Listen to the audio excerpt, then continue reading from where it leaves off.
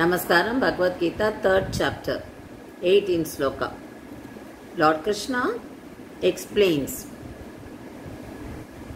the karma. Namaskaram, Bhagavad Gita, 3rd chapter, 18th sloka. In this sloka, Lord Krishna talks about enlightened souls. In the previous sloka, he said, those who realize Atma, those who are in the thoughts of Atma, they have no karma to do. They need not do karma. He continues the same in this sloka. So he says, such souls have no, Namaskaram, Bhagavad Gita, 3rd chapter, 18th sloka. In this sloka, Lord Krishna talks about self-realized souls. The self-realized souls are in the path of God realization and they have the knowledge of Atma. They are in the thoughts of Atma always. So such self-realized souls have nothing to gain or lose, either in discharging or renouncing their duties. Nor do they need to depend on other living beings to fulfill their self-interest, fulfill their needs. That is, they don't depend on them. They don't expect anything from them. They have gone beyond that and they are not attached to anything around them. So, they are self-realized souls and they have reached the stage of God realization and purity of mind. So such souls are situated in the transcendental platform of Namaskaram, Bhagavad Gita, 3rd chapter, 18th sloka. In this sloka, Lord Krishna talks about the self-realized souls. The souls. Namaskaram, Bhagavad Gita, 3rd chapter, 18th sloka. In this sloka, Lord Krishna talks about self-realized souls. People who have knowledge of Atma, people who are in thoughts of Atma are self-realized souls. They have nothing to do. And in this sloka he says, such self-realized souls have nothing to gain or lose, either in discharging or renouncing their duties. Nor they depend on any living creatures. Namaskaram, Bhagavad Gita, 3rd chapter, 18th sloka. In this sloka, Lord Krishna talks about self-realized souls. He mentioned already about them in the previous sloka. The people who have realized Atma, those who are in thoughts of Atma, they have no karma to do. Such self-realized souls have nothing to gain or lose, either in discharging or renouncing their duties. This is what told by Lord Krishna in 18th sloka. And he also says, they do not depend on other living creatures for their self-interest. So naturally they are not attached to the things around them. They are not attached to anything. They do not expect anything from anyone. They have reached the God realization and the purity of mind. So such self-realized personalities are situated on the transcendental platform of soul. So their every activity is transcendental. They do service to God. They do the prescribed duties. And those prescribed duties are in accordance with Shastra. But these people need not do any of the actions because the actions do not bring loss or gain to them. when Krishna talks about them, he says they have the duty at Namaskaram, Bhagavad Gita, 3rd chapter, 18th sloka. In this sloka, God talks about self-realized personalities. Self-realized personalities are situated on the transcendental platform of soul. He says, such self-realized souls have nothing to gain or lose even in discharging or renouncing their duties. Nor do they depend on other living beings to fulfill their needs. So when it is need for their self-interest, they are not attached to all this because they do not expect anything from these things, whatever is around them. They are in the thoughts of Atma, that is why they are self-realized souls. So God says, such self-realized souls have nothing to gain or lose. So duty at bodily level is no longer applied to them because they have reached the God realization and purity of mind. So they need not do any karma. There is no karmic effect for them because they have reached that elevated position. And how do they reach? Only through bhakti. By keeping bhakti in their mind, they have come to that stage. And there are examples of kings who lived, who followed this path, like Dhruva, Ambarish, Prahalad. They all continued their duty, the worldly duty. King, they were kings. So they continued the duties of king, and they internally they were with God. So they were karma yogis. This is what highlighted in this sloka. Karma yogi keeps God in his mind always, and he does his duty as per the Shastra, as per the scriptures. So they do not have the I feeling, I am the doer, and they do not expect any fruits of action, and they offer karma, every karma to God. This is how they all lived. And karma, God explains about karma sannyasi also in Karma Yoga. So karma sannyasi like Shankaracharya, Sri Ramanuja, Madhvacharya, they did everything. That is, they attached bhakti with their body, mind and intellect, and they took sannyasa and they took their responsibility of spreading Sanatana Dharma all over the world. So they did that with devotion in their mind. Though they were sannyasis, but they went to the people and they spread the bhakti. But they did not have any attachment towards the worldly affairs. So Krishna was explaining this. So Krishna was telling Arjuna, you be karma yogi. You cannot be karma sannyasi now. You have got your swadharma now. You have to do it right now. Fighting against Kauravas. So you follow the path of karma yogi. You remain as a karma yogi and do your swadharma. So here karma yogi is highlighted by Lord Krishna in this sloka. And when you are a karma yogi, you are not doing away with the duty. You are doing your duty. At the same time, you are doing everything in the name of God. So you are offering everything to God. So be a karma yogi.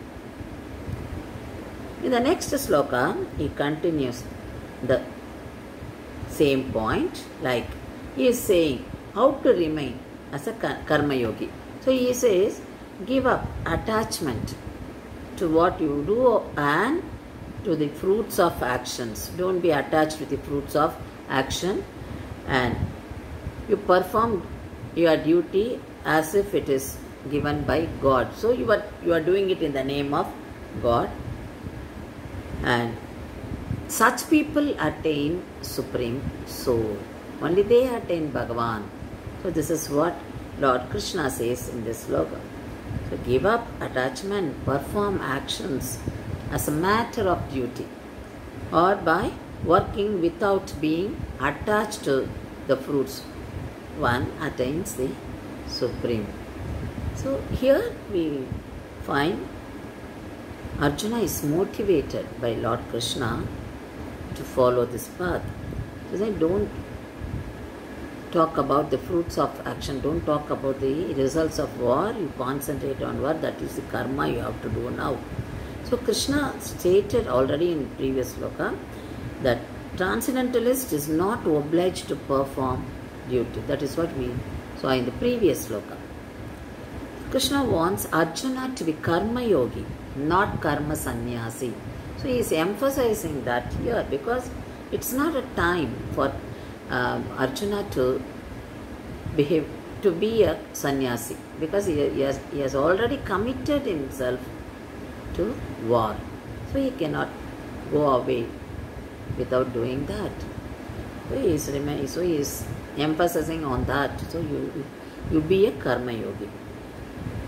In the next sloka, 20th sloka, Lord gives example of Janaka. Janaka was a great king. At the same time, he remained as a karma. How could he be a karma yogi? So that is what highlighted by Lord Krishna here, and he mentioned Janaka's name in the sloka too. So in this we see King Janaka, he did his duty without attachment to fruits of action and whatever action he did. So he offered all karmas, all actions to God, and he never got attached to fruits of action. So this is how he could be a successful karma yogi, and he achieved the way he could make it possible to be a karma yogi. So why Janaka is mentioned here? People always follow the great leaders. People always follow the rulers because they assume that the rulers are following the correct way. Yeah. Rulers are disciplined and the rulers are following only dharma. So naturally they get inspired and follow. So here Janaka was followed by his people. He was likewise picked because of his qualities. Once when Janaka attended the course with under his guru, the last day Guru wanted to test whether the disciples, because there were other disciples also along with Janaka. So he wanted to check whether they all learnt correctly. The message was given to them, was understood by them clearly. So he said, out of his power, yogic power, he made a fire. And he said, the fire is going on, the fire accident in Mithila, you go. He was giving that message to the disciples. Except Janaka, all other disciples, they went off. They were all running to safeguard their things. And Janaka did not move. Then Guru asked Janaka, when others were running, why are you not going? Why are you just sitting? It's your palace. You have kept so many things there. Then Janaka said, nothing is mine. Atma is here. I am Atma only.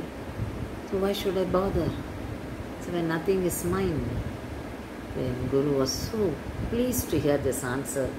So Janaka followed the path preached by the Gurus and the Bhagavan. So Janaka was mentioned here. So by performing the prescribed duties. King Janaka and others, they attained perfection. So when we perform our work, that we work and ourselves to be good examples for the entire world. So whatever actions a great persons perform, common people follow. Common people follow their leaders, common people follow their kings, common people follow their ministers or elected representatives, any famous personality. So whatever standard they set, all the world pursues. So the leader has to be perfect. Leader has to be a good role model. Leader has to have good qualities. Leader should not be attached to wealth. Leader should not be attached to fruits of action. Janaka lived like that. So that is Janaka was mentioned by Lord Krishna in this sloka. Janaka attained perfection.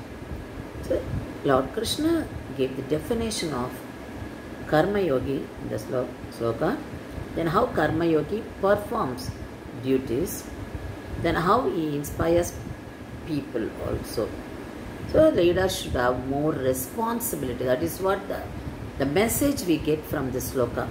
The leaders have got more responsibilities because his people are following him. His people are watching him. So the leaders should show only good path, dharmic path to them. They should not get attached to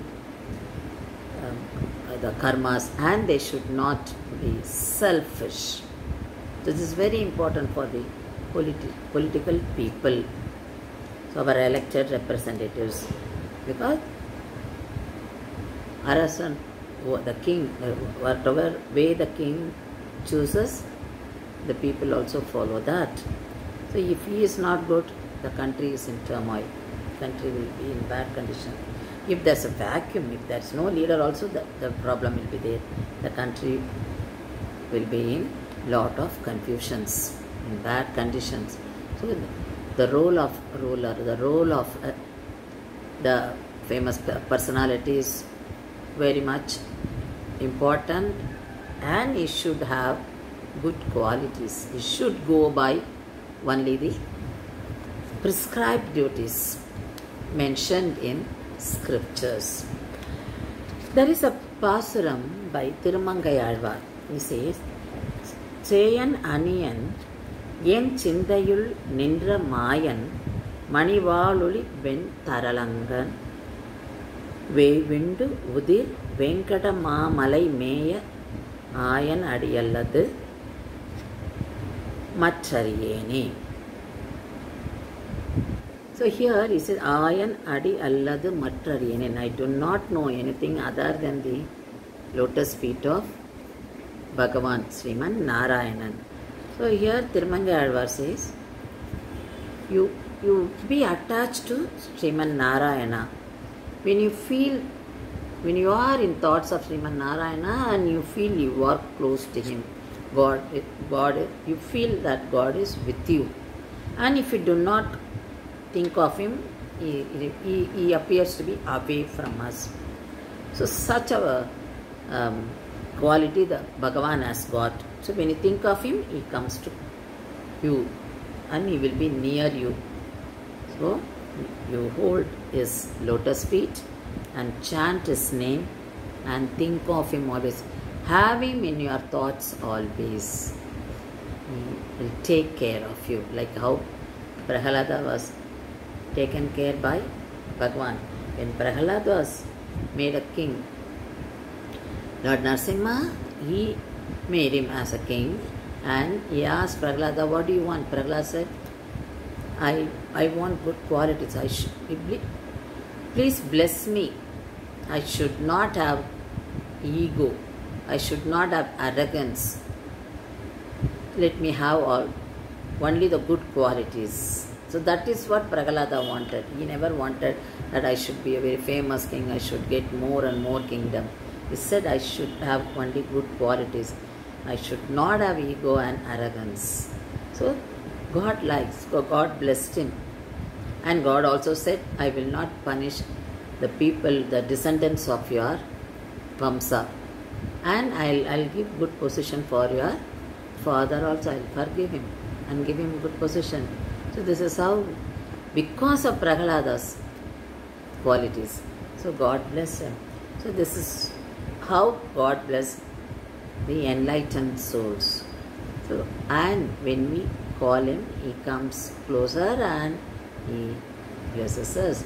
Dhruva wanted to sit on his father's lap, but after his penance, Bhagavan was very much pleased with them, the way he did it, and he made him a king. So, when we keep God in our thoughts, and when we do any karma, any duty in the name of God, he is there to bless us. He gives more than what we pray for.